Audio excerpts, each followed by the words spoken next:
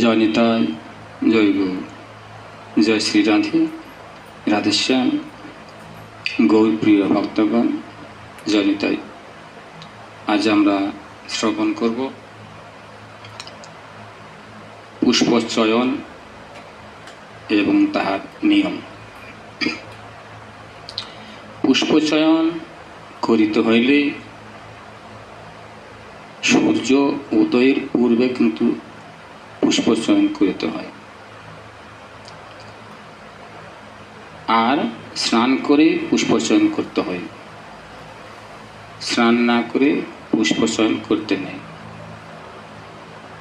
পুষ্পচয়ন করতে গেলে জুতো পায়ে দিলে চলবে না।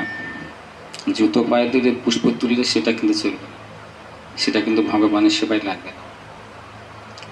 আর পুষ্প চয়ন করে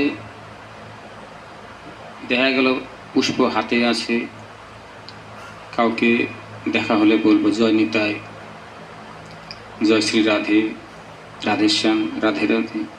যদি কেউ বলে প্রণাম করে, তাহলে সে ফুল কিন্তু আর সেবায় লাগবে না। এদিকে নজর রাখতে হবে।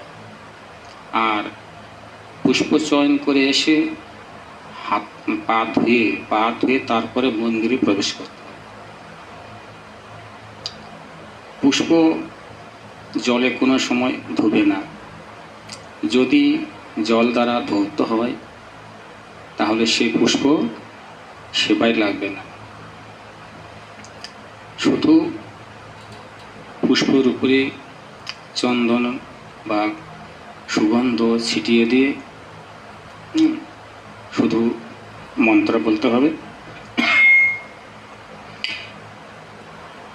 অং পুষ্প পুষ্পে মহাপুষ্পে সুপুষ্পে পুষ্প সম্ভবে পুষ্প প্রচয়াবগ্নে চ হং ফট সাহা।